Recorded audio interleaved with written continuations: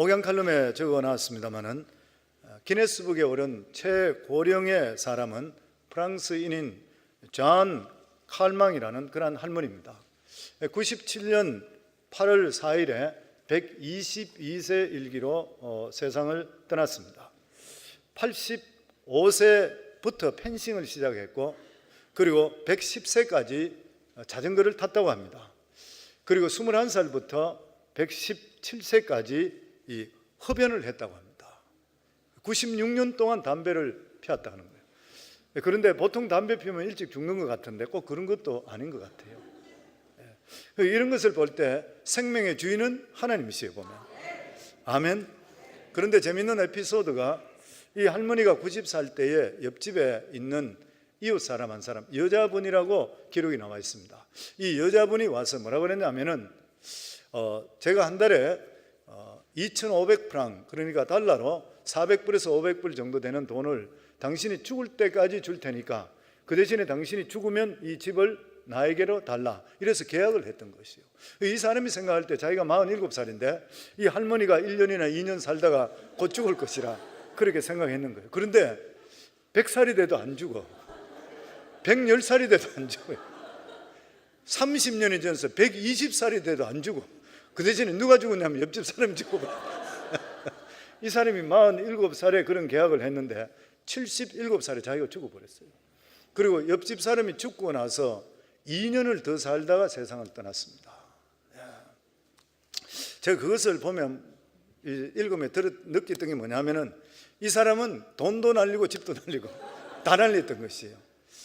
잠언 성경에 보면 16장 1절에 마음의 경영은 사람에게 있어도 말의 응답은 여호와께로서 나오느니라. 잠언 16장 9절에 보면 사람이 마음으로 자기 길을 계획할지라도 그의 걸음을 인도하시는 이는 여호와시니라. 인간의 상식과 그리고 또한 계산으로는 자기가 더 오래 살 것 같았었지만, 나이가 꼭 많다고 해서 빨리 죽는 것도 아니고 나이가 젊다고 해서 꼭 오래 사는 것도 결코 아니라는 것이요. 이것을 보면 우리가 참 인생이라는 것은 한 치 앞도 모르는 것을 사는 것이 바로 인생이라. 그래 야고보 사도는 내일 일을 너희가 알지 못하는도다. 너희 생명이 무엇이냐? 너희는 잠깐 보이다가 없어지는 안개니라. 우리의 삶이 안개와 같다. 한순간에 없어지는 것이 바로 우리 인생이라. 그래서 시편 90편에는 우리의 연수가 70이요 강건하면 80이라도 신속히 지나가니 날아간다. 우리 삶이 그 정도로 빠르다고 하는 것이요. 오래 살아도 120년, 몇 사람이 그래 살겠습니까? 120년 살더라도 결과적으로 뭐예요? 죽는다는 거예요. 이게 인간 실존입니다. 인간은 결과적으로 죽는 것이에요. 우리 인간은 실제적으로 따지면 지금 죽음으로 향해서 달려가고 있는 것이에요. 그 인간에 대해서 내가 인간이 무엇인지, 그리고 왜 사는지, 어디로 가는지, 이걸 우리 인간이 모르고 사는 것이에요. 이것을 찾기 전까지는 우리 인간은 이 세상에 태어났는 것이 왜 태어난지 모르는 험한 삶을 살다가 갈 수밖에 없는 것이요. 가끔 말씀드리는 둘의 공동체의 김진홍 목사님, 그분은 대구의 계명대학을 철학과를 졸업했습니다. 그리고 이분은 철학과를 졸업하고 그 계명대학에서 철학과 조교수로 있었습니다. 그런데 어느 날 그 학생 중에 한 사람이 그렇게 물었다 그러죠. 교수님, 진리가 무엇입니까? 그랬을 때 자기가 알고 있는 칸테, 니체, 유명한 철학자들 이야기를 꺼내면서 그 학생에게 설명해 주기 시작했습니다. 그랬을 때에 이 학생이, 잠깐만요 교수님, 제가 교수님께 물은 것은 교수님이 생명을 걸고 지킬 수 있는 진리가 무엇입니까? 그 진리를 찾았습니까? 그러니까 그때 듣는 순간에 망치로 머리를 맞는 것 같아요. 자기가 여러 가지 말들을 계속 끝까지 하고 수업은 끝났는데 그 수업 끝나고 나서 사표를 내잖아요. 내 인생 살아갈 때 내가 참 진리도 모르면서 내가 무슨 철학을 가르치고 있는 것인가. 원래 그 어머님은 신실한 믿음의 어머니였었죠. 그런데 그는 머리가 크면서 하나님이 살아계신다는 것을 체험하지 못했던 것이에요. 하나님은 없다, 그리고 믿음적에서 완전히 빠져버렸던 것이에요. 그러면서 그는 주유천하를 하다가 예수님을 만나게 됩니다. 그러면서 그의 사명을 발견하게 되는 것이죠. 그래서 우리 인생에 예수님을 만나는 그 순간에 누구든지 사명을 발견합니다. 사도 바울은 율법학자였었고 지금으로 말하는 것 같으면 철학 교수였던 사람이에요. 대단했던 그런 사람이잖아요. 그는 죽고 나면 어떻게 되는지 확신이 없었습니다. 단지 그는 율법을 가르치는 뿐이었습니다. 그런데 예수라는 사람이 와서 죽었다가 다시 살아났다는 것을 전파하는 사람들이 있다. 이런 사람들, 이런 이단적인 사람들이 있다 해서 그 사람을 잡기 위해서 그 무리를 잡는다고 다메섹으로 가다가 그 다메섹 도상 길에서 빛을 바라보고 그는 쓰러져 버리고 말았습니다. 그러면서 3일 만에 부활하신 예수 그리스도의 음성을 직접 듣게 되고 예수님을 만나게 되죠. 그 인생에서 예수님을 만나는 그 순간 자기가 예수님은 죽으신 것이 아니라 3일 만에 부활하시고 자기에게 나타나시는 것이요, 이것을 만나는 순간에 그는 사명을 발견하게 됐습니다. 그래서 오늘 24절에 보면 내가 달려갈 길과 주 예수께 받은 사명, 내가 예수 그리스도를 만나고 나서 내가 받았던 그 사명, 곧 하나님의 은혜의 복음을 전가하는 일을 마치려면 내 생명조차 조금도 귀한 것으로 여기지 아니하노라. 사명을 발견하게 되니까 자기 생명도 아무것도 아니라는 것이요, 왜냐하면 죽고 나면 끝이 아니라 영원한 생명이 있다는 것을 깨달았기 때문이라는 것이요. 그래서 지금 사도 바울은 그가 자기들 일행과 함께 다시 예루살렘으로 가는 오순절에 맞춰서 예루살렘으로 가는 그 도중에 시간이 많지 않아서 에베소에 들리지는 못하고 에베소에서 가까운 약 한 45km 떨어져 있는 밀레도에 도착했을 때에 사람을 보내서 그곳에 있는 장로들, 그러니까 목회자들 그리고 중직들을 거기서 부릅니다. 그러면서 그가 그들에게 간증하는 말인 것이요, 권면하는 말씀, 설교의 말씀입니다. 그러면서 내가 3년 동안 에베소에 있었는데 그곳에 두란노 서원도 세우고 내가 그곳에 말씀을 가르치고 복음을 증거했는데, 이러한 복음을 증거를 모두 했는데 대해서 너희들이 만약 그것에 대해서 예수 믿지 않는 사람이 있다면 그것은 내 죄가 아니라, 그러면서 이런 말씀합니다. 그러므로 오늘 너희에게 증언하거니와 모든 사람의 피에 대해서 내가 깨끗하니 이는 내가 거리끼지 않고 하나님의 뜻을 다 여러분에게 전하였습니다. 대단한 선언이잖아요. 에베소에 있는 모든 사람들의 피에 대해서 나는 깨끗하다. 내 주위에 있는 일가 친척들에 대해서 나는 깨끗하다. 내 아버지, 어머니, 내 자녀들, 내 형제, 자매, 내 주위에 있는 모든 사람 예수 믿지 않는 것은 내 죄가 아니라, 지금 그 말인 것이요. 이 말을 다시 우리가 이해하려면 에스겔서 3장 17절로부터 19절의 말씀입니다. 인자야, 내가 너를 이스라엘 족속의 파수꾼으로 세웠으니 너는 내 입의 말을 듣고 나를 대신하여 그들에게 깨우치라. 하나님을 대신해 깨우치라. 가령 내가 악인에게 말하기를 너는 꼭 죽으리라 할 때에 내가 깨우치지 아니하거나 말로 악인에게 일러서 그 악한 길을 떠나 생명을 구원케 하지 아니하면 그 악인은 그 죄악 중에 죽으려니와 내가 그 핏값을 내 손에서 찾을 것이고, 내가 악인을 깨우치되 그가 악한 마음과 악한 행위에서 돌이키지 아니하면 그는 죄악 중에 죽으려니와 너는 내 생명이 보존되리라. 어떤 사람에게 전도했는데 그 사람이 안 믿으면 내 책임이 아니라는 거예요. 그런데 그 사람이 전도하지 않아서 지옥 가게 되면 그 핏값을 침묵했던 사람에게 찾겠다는 거예요. 주님의 그 말씀입니다. 그러니까 사도 바울은 고린도전서 9장 16절에 내가 복음을 전할지라도 자랑할 것이 없으면 내가 부득불할림이라. 만일 복음을 전하지 아니하면 내게 화가 있을 것이라. 내가 정말 예수 믿고 구원받은 하나님의 자녀고 천국과 지옥이 확실히 있다면 지옥 들이는 거 그냥 두고 봤다면 침묵하는 죄값에 대해, 영혼 살해죄에 대해서 우리에게 분명히 묻겠다는 것이요. 왜 그런 것이요? 죽음이 없다면 아무 상관이 없습니다. 성경은 죽고 나면 반드시 심판이 기다리고 있다고 하는 것이요. 그래서 성경은 우리 삶 속에 무엇보다도 가장 먼저 해결해야 될 문제가 무엇인 것이요? 죽음입니다. 죽음에 대해 해결할 수가 있으셔야 돼요. 역설적으로 말하면 죽음의 문제를 깊이 묵상한다는 것은 삶의 문제를 깊이 묵상하는 것이요. 죽음의 문제가 해결되지 않는 그러한 사람은 죽음에 대한 태도가 변화됨과 동시에 삶의 태도도 변화되게 되어 있다고 하는 것이요.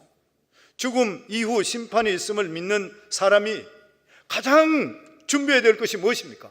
구원에 대한 믿음이요. 내 자신이 구원받은가 확신해야 되는 거예요. 고린도전서 15장 54절부터 보면 이 썩을 것이 썩지 아니함을 입고 이 죽을 것이 죽지 아니함을 입을 때는 사망을 삼키고 이기리라 기록된 말씀이 이루어지리라. 사망아 너의 승리가 어디 있느냐? 사망아 내가 쏘는 것이 어디 있느냐? 사망이 쏘는 것은 죄요 죄의 권능은 율법이라. 이 무슨 말이냐면 쉽게 말하면 이렇습니다. 죄가 우리를 쏘고 죽이는데 죄의 문제를 해결할 능력이 있다. 그것이 뭐냐? 바로 예수 그리스도의 십자가의 부활의 능력이라. 아멘. 그러면서 우리가 살아가면서 우리 자신을 계속적으로 확인해야 될 것이 무엇입니까? 고린도서 13장 5절에 보면 너희는 믿음 안에 있는가 너희 자신을 시험하고 너희 자신을 확정하라. 너희가 정말 구원받았느냐? 내가 구원받은 자로 확실히 살고 있느냐? 너희는 진실로 천국과 지옥을 생각하며 살고 있느냐? 오늘도 살아가는 삶 속에 너희 믿음을 다시 한번 시험해보고 확정하라. 성도님 하나님 앞에 섰을 때에 구원에 대한 확신이 있으신가요? 만약에 성도님들 교회 안에 있었다고 하는데도 불구하고 예배당에 들어와 있었는데도 불구하고 이러한 확신이 없다 그러면 잘못 믿은 것이고 헛인생 사는 것이요. 잠언 1장 7절에 보면 여호와를 경외하는 것이 지식의 근본이라고 그랬습니다. 이 세상에 수많은 지식을 가지고 있고 박사를 몇 개나 가지고 있고 과학자고 아니면 모든 것을 다 가지고 있다 하더라도 하나님을 모르면 그 지식은 베이직도 안 된다는 거예요. 왜냐하면 인생은 이 왜 태어났으며 어디로 가며 인생이 무엇인지 알아야 되는 것이에요. 이것을 모르는 이상은 모든 것을 다 이뤘다 하더라도 사상 누각이라는 것이에요. 그렇기 때문에 우리 삶의 전반적인 문제 가장 먼저 확인해야 될 것이 바로 구원의 확신입니다. 예수님께서 나를 위해 십자가에 못 박혀 죽으시고 피 흘리심을 통해서 내가 생명을 새로 얻었다. 나는 예수님의 피를 믿습니다. 나는 예수님의 보혈의 피를 의지하고 살아가고 있습니다. 이거 기도할 수가 있으셔야 돼요. 이게 초신자에만 필요한 것이 결코 아니라 교회 중직자들, 신앙생활 오랜 사람도 필요하고 목회자도 필요해요. 목회자도 영적으로 항상 충만한 거 아니에요. 저희들도 영적으로 다운될 때가 있어요. 근데 이 다운될 때 회복하는 길이 어디에 있습니까? 예수 그리스도의 보혈의 피입니다. 예수님과 나와 만났던 관계, 예수님과 하셨던 거, 내가 예수님 만났던 거, 이것을 통해서 하나님께서 기도형을 회복시켜 주시고 말씀형을 회복시켜 주는 것이에요. 그렇지 않으면 목회가 한계에 부딪혀요. 왜냐하면 하던 거 그냥 그대로 해버려요. 그대로 가버려요. 그럴 때마다 주님께 엎드려야 되는 것이에요. 그러면 주님께 다시 회복시켜주는 역사가 우리 삶 속에 임하게 되어 있는 것이에요. 그래서 성도님들, 구원에 이르는 십자가 중심의 믿음, 이것은 확인하고 또다시 확인하더라도 지나친 것이 결코 아닌 것이에요. 내 마음속에 예수 그리스도 통해 내가 구원받은 믿음이 확실하게 있다면 내 속에 불이 타고 있기 때문에 한 사람을 만나더라도 영혼의 소중함을 알아요. 그래서 복음을 전가하지 않을 수가 없는 것이요. 그래서 오늘도 사도 바울이 우리에게 전하는 이 말씀을 내 마음속에 새겨들어야 됩니다. 너희는 믿음 안에 있는가? 너희 자신을 시험하고 너희 자신을 확정하라. 너희들이 살아가는 삶이 어떤 삶을 살아가고 있는 것인가? 매 순간 시험하고 우리 자신을 확정하라고 주님은 오늘 말씀해 주시고 있는 것이요. 그리고 사도 바울은 이러한 복음을 전가하기 위해서 그는 매 순간 주님만 의지했습니다. 오늘 19절에 보면 곧 모든 겸손과 눈물이며 유대인의 관계로 말미암아 당한 시험을 참고 주를 섬긴 것과 사명을 이루기 위해서 주를 섬기는 것이요. 주를 섬기는 것이 무엇입니까? 주를 섬긴다는 말 자체가 뭐냐면 주님께서 주인 되시고 나는 종이 되는 것이요. 그러니까 내 주권이 주님께 있는 것이요.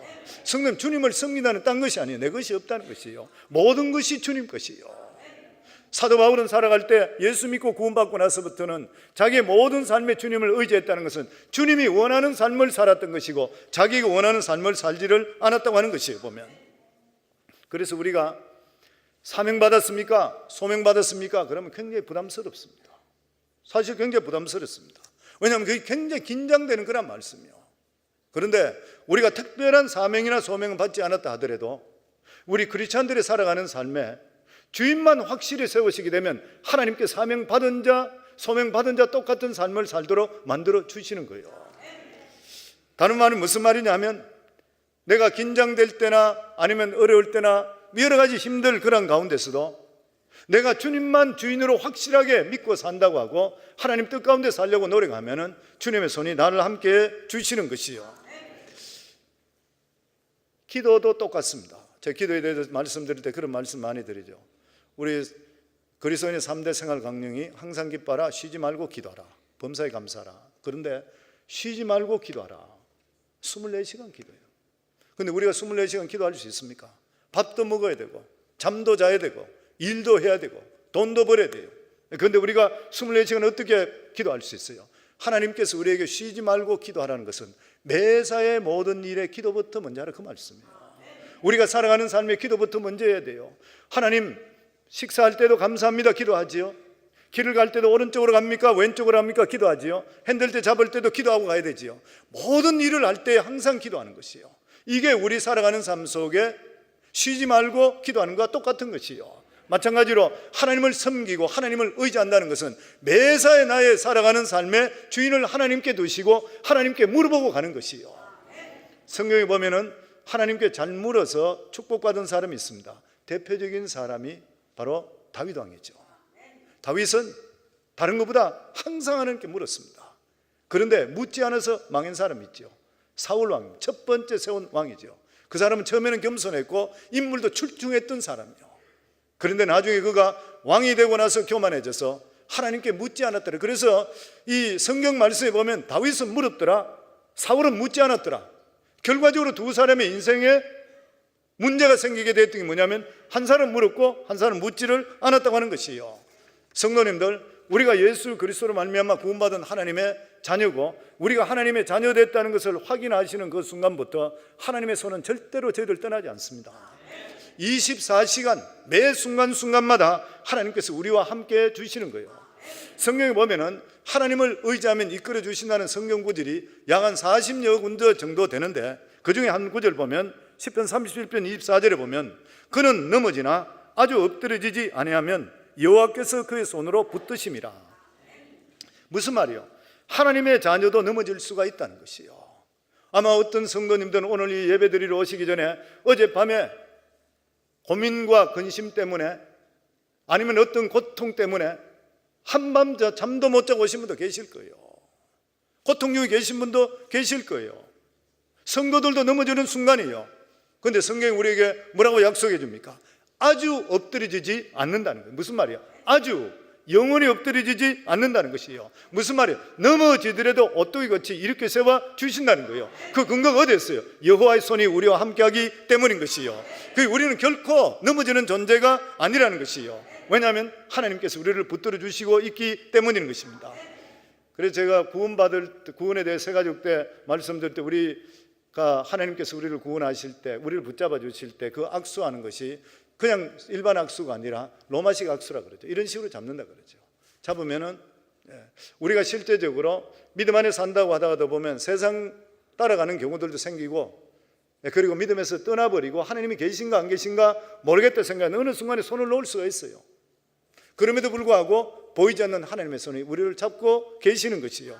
그래서 우리가 어려운 일 당하고 사망의 음침한 골짜기를 다닐 때도 있고 그래서 우리가 이제 끝났구나 죽었구나 이렇게 탄식하는 순간에 말씀으로 아니면은 사람을 보내줘서 아니면 환경을 변화시켜서 우리를 견뎌주시는 경험을 하게 되는 것이요. 누가 해주시는 것이요? 하나님께 해주시는 것이요. 아멘. 목사도 하나님 앞에 바로 서지 못할 때가 한두 번이 아닌 것이에요. 그럴 때마다 하나님께서 교회와 성도를 사랑하시기 때문에 그 손을 붙들어서 기도의 영을 부어주십니다.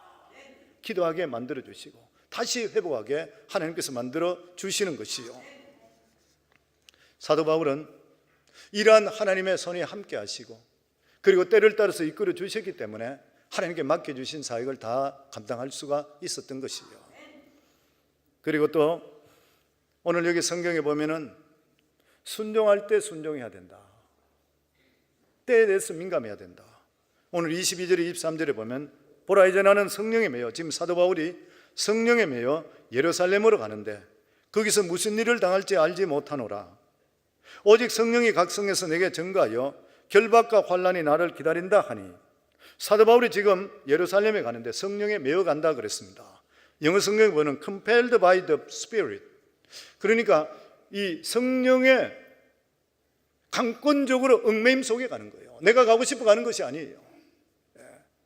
그런데 지금 거기 가게 되면은 또 성령께서 말씀하시기를 각 성에서 증거하기를 결박과 환란이 나를 기다린다. 21장에 보면 똑같은 말씀 나옵니다. 지금 사도 바울이 예루살렘을 가는데 여러 날 머물러 있다가 아가보라는 한 선지자가 유대로부터 내려와 우리에게 와서 바울의 띠를 자기들이 가져다가 수족을 잡아매고 말하기를 성령이 말씀하시되 예루살렘에서 유대인들이 이같이 이 띠 임자를 결박하여 이방인의 손에 로마 병정에 넘겨주잖아요. 보면 넘겨주리라 하고는 우리가 그 말을 듣고 그곳 사람들과 더불어 바울에게 예루살렘으로 올라가지 말라 권하니, 성령께서 강권적으로 가라 그러는데 지금 계속적으로 성령께 말씀하시는데 너희는 가면 잡힌다 계속 말씀하는 거예요. 어떻게 해야 되는 거예요? 사도 바울이 어떻게 해야 되는 것이에요? 성령께서 강권적으로 가라고 해서 가는데 가면은 지금 잡히고 위험이 기다리고 있다고 하는 것이에요. 그래서 성령님 우리 삶 속에 이런 것들을 실제로 믿음의 삶에 경험할 때가 참으로 많이 있습니다. 나는 하기 싫은데, 나는 가기 싫은데 성령께서 강권적으로 말씀하셔요. 쉽게 들면 나는 헌신하기 싫은데, 나는 하나님께 물질 드리기 싫은데 성령께서 내 마음을 두드리는 거예요. 나는 손해보는 것이에요. 내가 힘들어져요. 사람들도 이야기하면 힘들어진다 그래요. 그런데 성령께서 나보고 하라 그래요. 어떻게 하실 것이에요? 하나님께서 주시는 이러한 부르심에 대해서는 하나님께서 반드시 책임져 주시고 그 일을 하지 않을 때는 반드시 후회합니다. 반드시 후회하게 됐습니다. 아마 신앙생활을 오래 하신 분은 많이 겪었을 거예요. 나는 하기 싫은데 하나님께 관건적으로 밀어내요. 그런데 억지로 하기 싫다고 안 하고 나서 세월이 나중에 지나고 나면 그것이 나에게 뼈 아픈 그러한 고통이 옵니다. 깨닫게 돼요. 왜냐하면 하나님께서는 모든 일을 하시더라도 앞으로 고통 있고 힘든 일이 있다 하더라도 반드시 합력의 선을 이루어주시기 때문에, 그래서 우리가 살아갈 때 믿음적으로 살 때 항상 성령에 민감한 것이, 성령께서 한 번 주시는 말씀은 절대로 번복 안 하셔요. 하나님이 주시는 말씀은 절대로 두 번, 세 번 네 기분 따라 환경 따라 자꾸 바꾸시지 않아요. 한 번 말씀하시고 그걸 끝나버려요. 그러고 나서 그 말씀에 순종하고 나면 어려운 일이 있다 하더라도 반드시 하나님께서 나머지 일은 하나님께서 명령하기 때문에 책임지셔서 말은 모든 일을 이루어 주시는 하나님이시요. 그렇기 때문에 성도님 모든 것이 하나님의 때가 있습니다. 오늘날 교회를 개척하면 그 교회 개척 중에 10개 개척하면 9개가 3년 내로 문을 닫는다 그래요.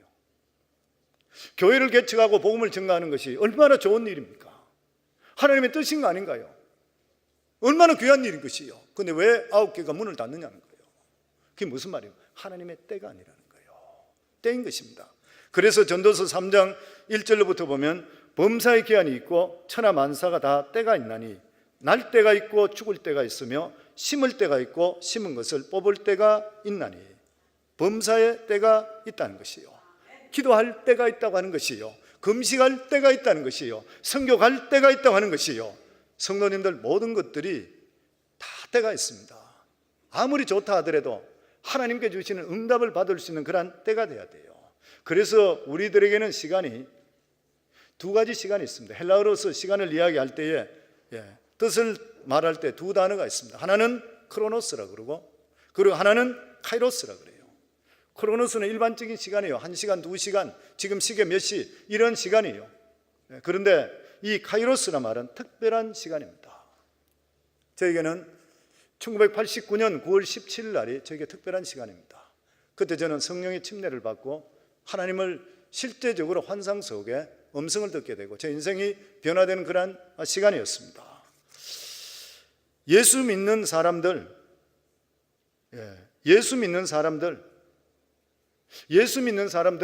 하나님께 주시는 특별한 순간순간이 카이로스 시간이에요. 예수 믿지 않는 사람들은 그냥 흘러가는 시간, 크로노스 시간입니다. 그렇기 때문에 성도는 우리가 살아갈 때, 하루를 시작할 때도 항상 하나님께 우리가 하나님 오늘도 하나님을 영광스럽게 할 수 있는 그런 날이 될 수 있게 해 주셔서 내 인생에 하루라도 하나님 영광이 굳어가는 날이 없게 해 주옵소서, 이렇게 기도할 수가 있으셔야 돼요. 예배당에 나와도 마찬가지입니다. 내가 단 한 번 하나님께 예배 드리는 내 생애 속에 단 한 번 예배라도 헛되이 드리지 않게 하소서. 하나님이 주시는 능력 속에 예배 드릴 수 있도록 해 주시옵소서. 모든 날들이 나에게는 특별한 날이 되게 해 주시옵소서. 예수 믿는다는 것은 시간을 구속하는 삶이에요. 내 시간이 아니에요, 성도님들. 성령의 기름 부으는 그러한 시간인 것이요. 시간이 얼마나 중요한지 모릅니다. 지금은 식물인간이 되었지만 지금 식물인간으로 있지만은 그 한국의 삼성의 이건희 회장 책들을 이제 발행했는 것들을 읽어봤었는데, 그 중에 영자신문에 나왔는 중에 그 에세이가 하나 있는데, 그게 뭐냐면 Time Based Competition, 시간의 바탕을 준 경쟁이라, 그러한 제목으로 에세이가 있습니다. 거기에 보면 이런 말이 있습니다. 이 원시 시대 때는 시간 개념이 해 뜨는 시간과 해 지는 시간 두 가지로밖에 구별이 안 됐대요. 낮과 밤인 것이죠.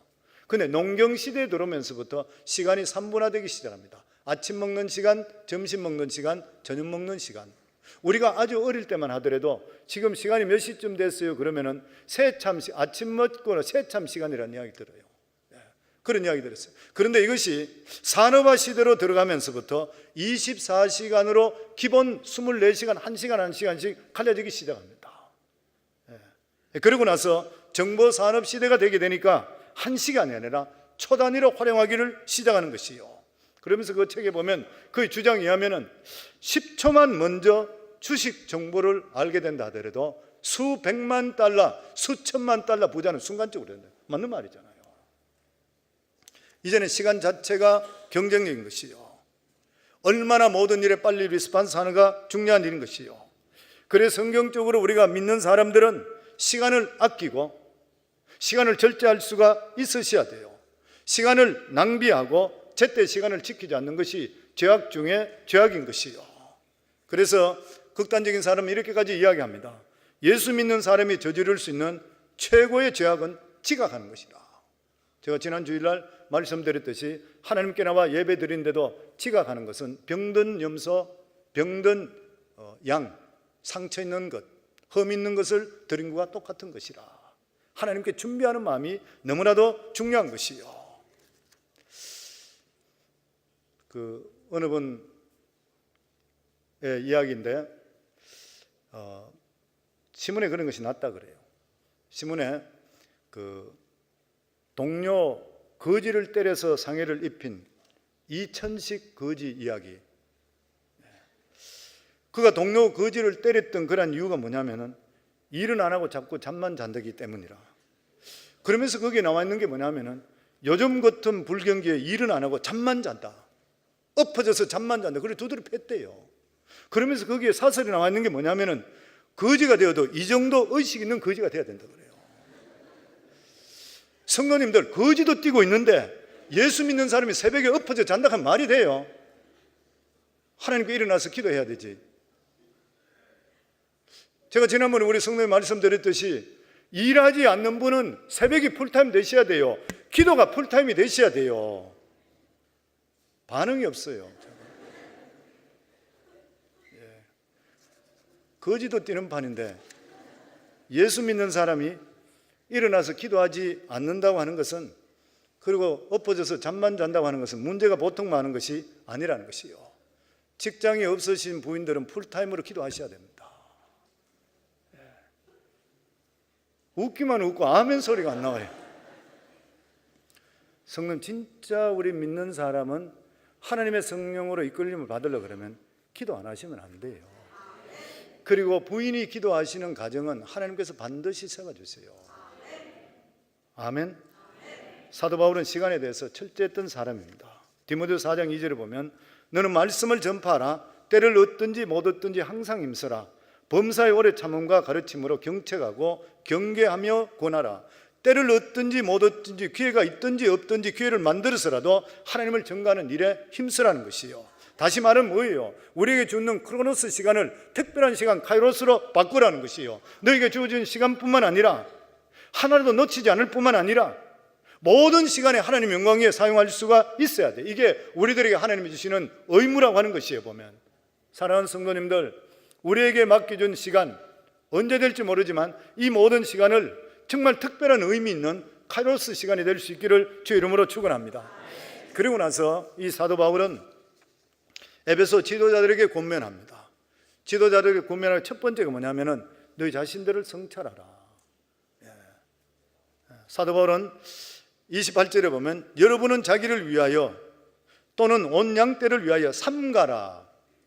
성령이 그들 가운데 여러분을 감독자로 삼고 하나님이 자기 피로 세운 교회를 보살피게 하셨느니라. 무슨 말이에요? 양떼들, 자기 자신을 위하고 양떼를 위해 삼가라. 자기 자신을 성찰하라. 성찰하라. 품행을 조심하라. 목회자들 그리고 교회 직분자들 조심하라. 삼가라. 무슨 말이에요? 말과 행동에 조심하라. 골로새서 4장 6절에 보면 너희 말을 항상 은혜 가운데 소금으로 맛을 냄과 같이 하라. 우리가 말할 때 어떻게 말한다고요? 소금으로 맛을 냄과 같이 하라. 소금이 어때요? 말을 함을 통해서 맛이 나야 되는 거예요. 그게 소금이잖아요 보면. 쓸데없이 말 많은 사람 보고 뭐라 그래요? 저 사람 참 싱겁다 그래요. 우리 어릴 때는 많이 들었어요. 사람들 말이 싱겁게 자고 쓸데없는 말 많이 하면 저 사람 참 싱거운 사람이다. 그게 무슨 말이에요? 맛이 없는 사람이다 그 말이잖아요. 맛이라는 게 어떻게 해요? 말이라는 것은 맛을 낼 수가 있어야 되는 것이요. 꼭 필요하지 않는 말은 하지를 말아야 돼요.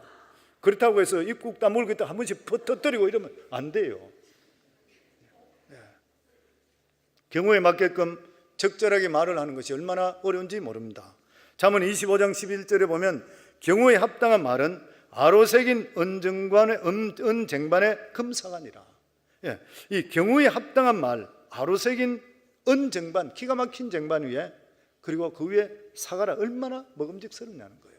그러니까 우리가 말을 할 때는 살리는 말, 믿음의 말 할 수 있어야 됩니다. 우리 한번 복창할까요? 내가 하는 말이 살리는 말, 믿음의 말, 아멘. 이런 말들을 하면 통해서 우리 성도님들의 정말 이 아름다운 이 금쟁반의 금사과가 될 수 있기 바랍니다. 왜냐하면 말 자체가 능력이기 때문에 그래요. 우리 입술 속에 나가는 것이 기도인 것이요. 그리고 외적으로 청결도 중요합니다. 전도서 9장 8절에 보면 내 의복을 항상 희게 하며 내 머리에 향 기름을 그치지 아니하도록 할지니라. 전도서 기자는 옷을 단정히 입고 향수를 바르라.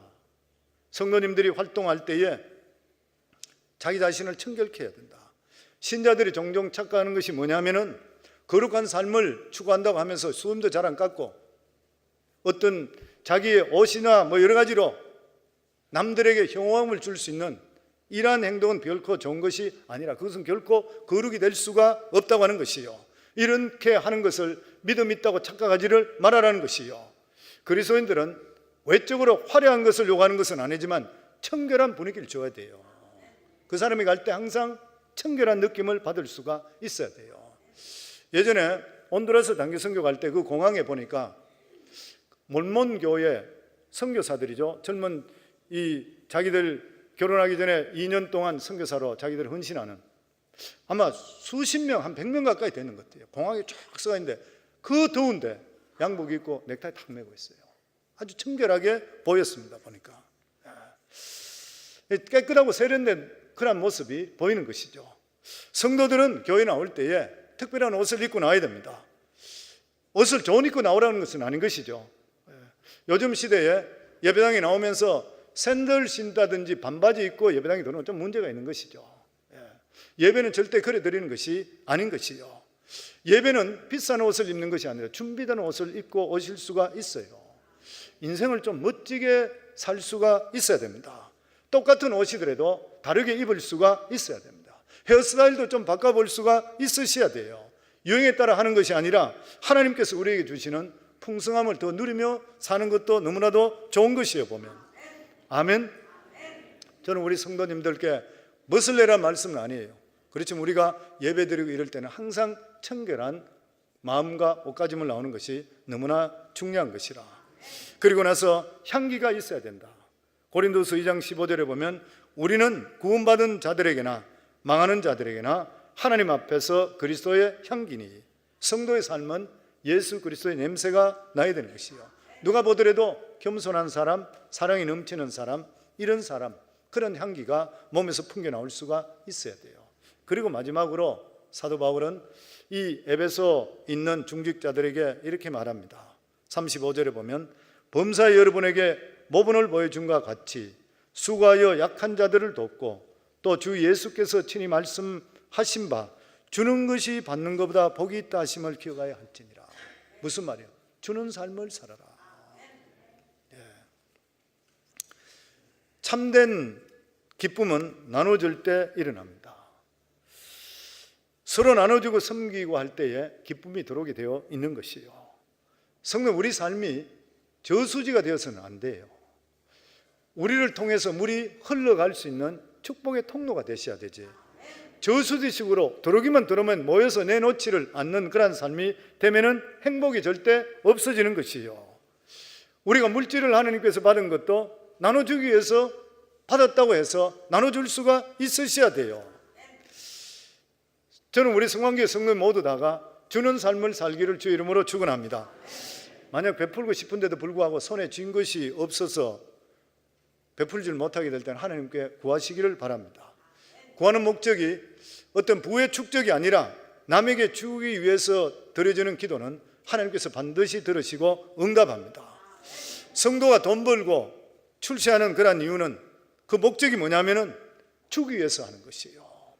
성도, 우리 예수 믿고 구원받고 나면 교회를 위해서 아니면 성도들 위해서 가난한 자를 위해서 우리가 돕는 손길이 줄 때 얼마나 기쁨이 있어요. 말할 수 없는 것이죠. 그래서 우리가 기도하셔야 돼요. 근데 기도하는데도 못 받는 경우가 있어요. 왜 못 받습니까? 하나님께서 하나님께 보실 때 주면 안 될 것 같아서 안 주는 거예요. 저놈 줬다가 큰일 나겠구나 이렇게 생각하는 거예요.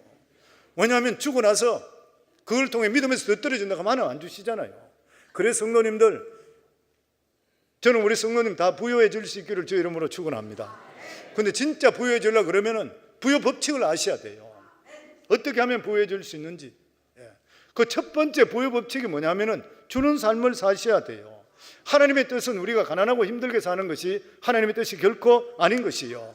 왜냐하면 악한 자라도 좋은 것을 줄 줄 알거든. 하물며 하나님께 사랑하는 자에게 좋은 것을 주시지 않겠느냐. 하나님 항상 좋은 걸 주시기를 원하시는 것이요. 아멘.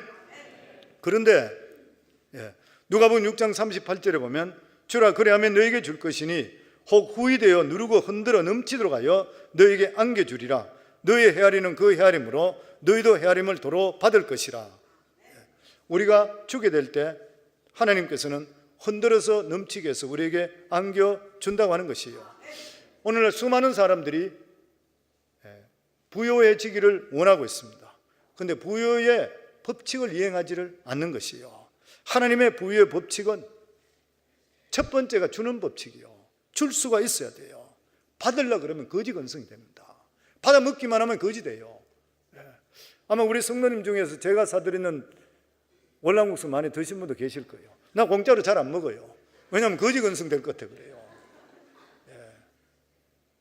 옛날에 최복규 목사님 오셔서 그런 설교를 하신 걸 제가 기억해요. 자기 교회 자기는 돈 많은 장로님들은 자기를 10만 원짜리 뷔페를 산대요. 가서 실컷 맛있게 먹는데요. 근데 꼭 장로님께 불러서 자기는 설렁탕이든지 이런 거 얼마 안 하는 거 꼭 대접을 한다 그래요. 왜냐하면 목회자도 하나님께 주시는 복을 받아야 되잖아요. 얻어먹는 자는 대접 못 받아요. 잘 복을 잘 못 받는 거예요. 줄 수가 있어야 되는 것이에요. 작은 것부터 줄 수가 있으셔야 돼요. 그래서 잠언 11장 25절에 보면 구제를 좋아하는 자는 풍족해질 것이요 남을 윤택하게 하는 자는 윤택하여 질 것이라 그랬어요. 우리는 남도 도와야 되고 또 우리 교회도 남을 도울 수가 있어야 되고 선교하게 되고 구제해야 돼요. 전도할 수가 있어야 돼요. 그럴 때 하나님께 주시는 복을 더 받을 수가 있게 돼요. 저는 우리 성황교회 성도님들 진짜 복 받는 성도 다 되기를 주 이름으로 축원합니다. 아멘. 저는 물질의 복을 우리 성도들이 정말 받아서 하나님께 많이 쓰임받을 수 있기를 주 이름으로 축원합니다. 그래서 성도님들 하나님께 기도하실 때에 그렇게 기도하세요. 하나님, 저에게 필요한 것들 물질 저에게 허락하시고 하나님 뜻 가운데 사용할 수 있도록 해주세요.